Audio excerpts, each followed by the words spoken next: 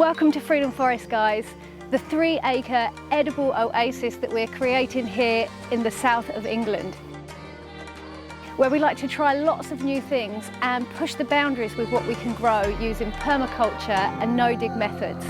Absolutely no chemicals, weed killers or synthetic fertilisers, just what nature provides.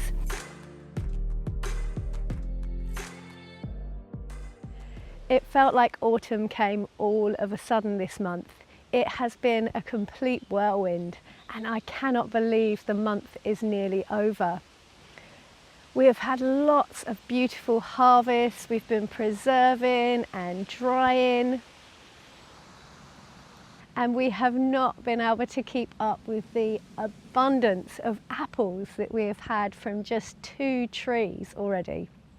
At the beginning of the month we had lots of wind and rain, and it made me feel like I wanted to clear away all of the summer crops.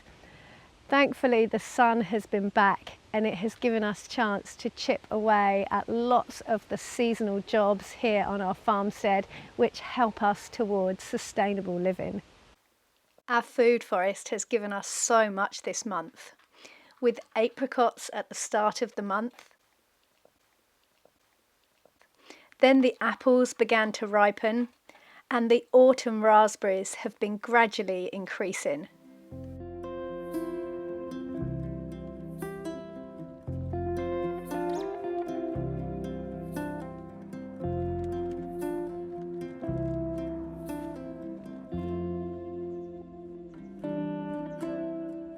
Our first big harvest of apples is now slowly fermenting into apple cider vinegar.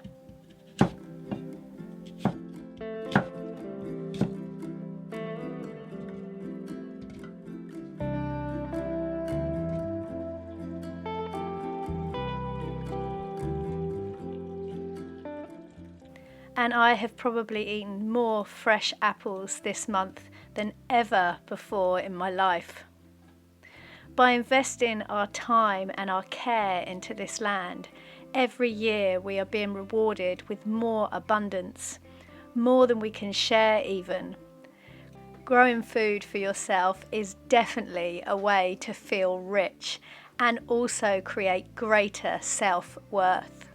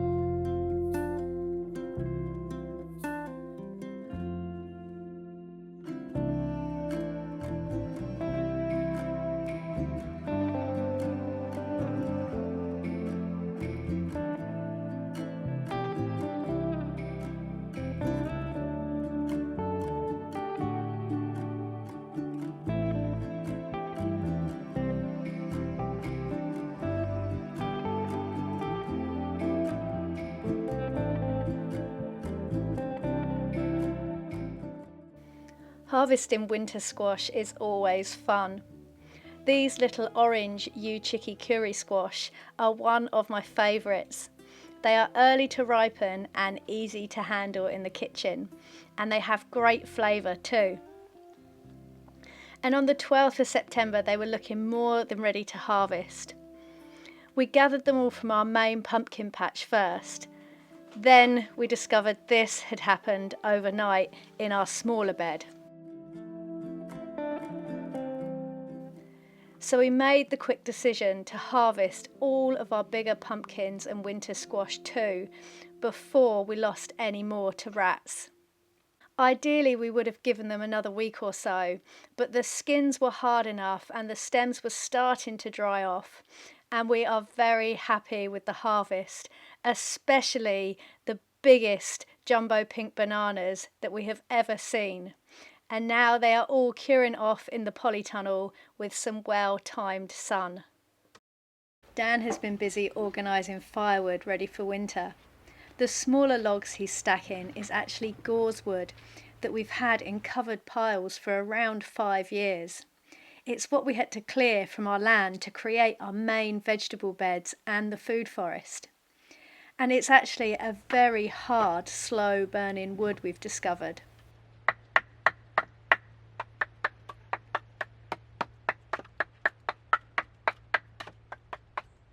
The larger logs are eucalyptus that we grew from seed and felled ourselves.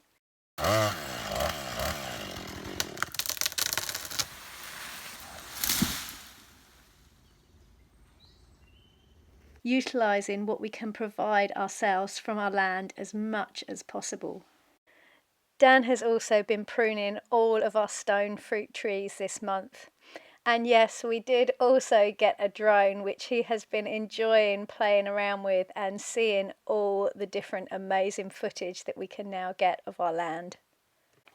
We started harvesting our first dried beans for shelling around the middle of the month, and we'll continue just to pick them as they dry out, and we finish them inside in a drying rack. Dried beans are such a valuable source of homegrown protein for us. One of the big jobs that's always on my radar for the end of September is garlic planting. And around the autumn equinox is a really good time to start thinking about planting your garlic out, especially if you're growing the big elephant garlic like what we grow here. Autumn equinox is the perfect time. And so that is exactly what we're going to be doing today. We're going to lift the plastic on this bed that we've had covered up since I harvested, do a little bit of bed prep, and then get hopefully about 250 cloves of garlic in the ground.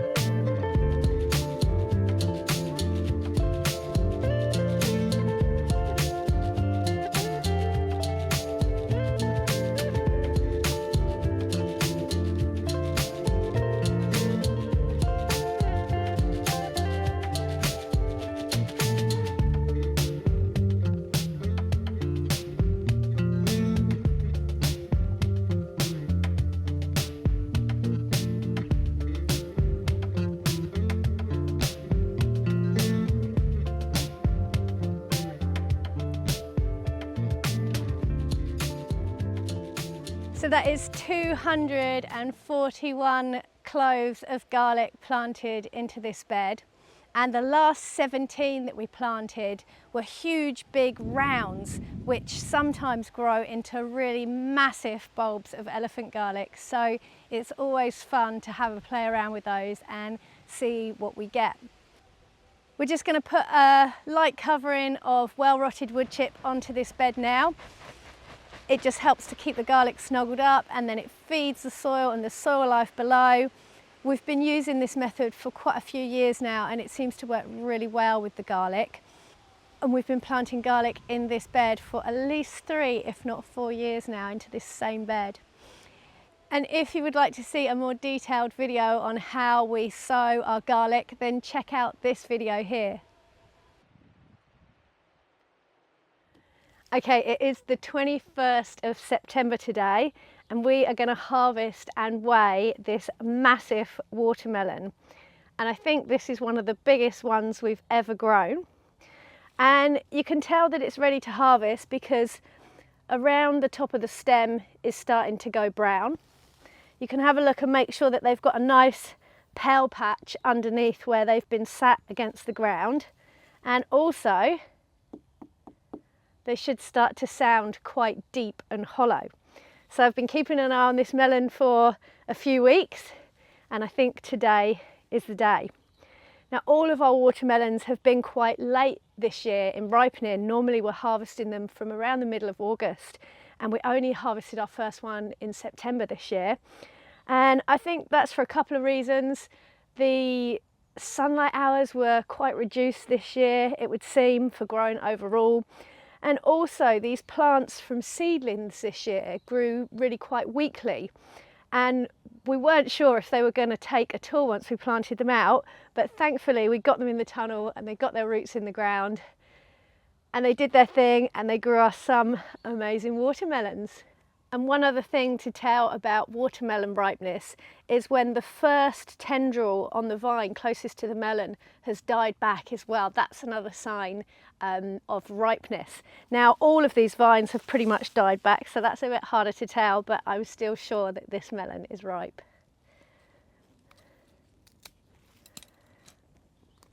Let's see how much he weighs.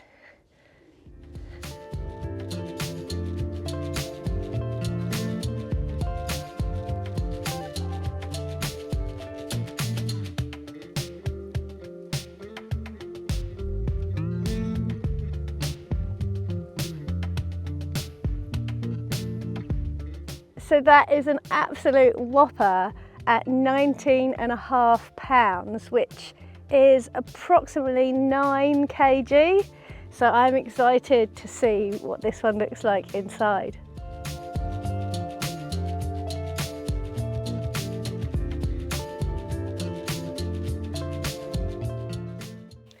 This watermelon is absolutely perfect.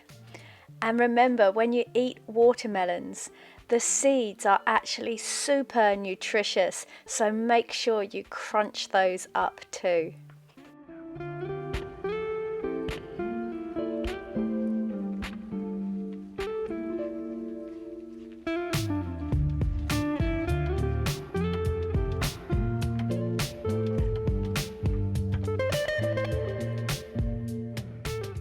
My last big job for September is to do what is probably my single biggest seed sowing of the year, and that is all of our winter salads, herbs and greens that we grow in the polytunnel all through winter and right through until May next year, hopefully, if it's a good year, when we clear the polytunnel down ready to plant tomatoes and all of the summer crops.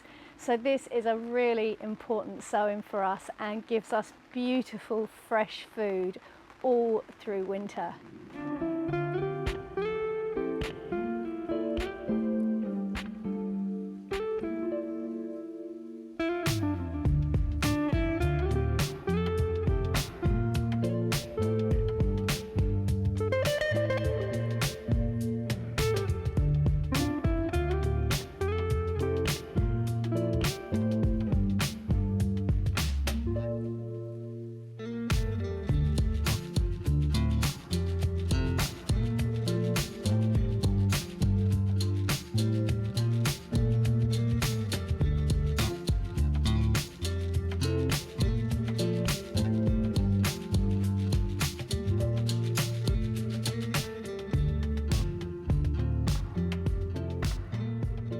We hope you've enjoyed seeing what we have been up to this month and all the things that we have been doing to help us live a more sustainable and beautiful life connected with nature here on our farmstead.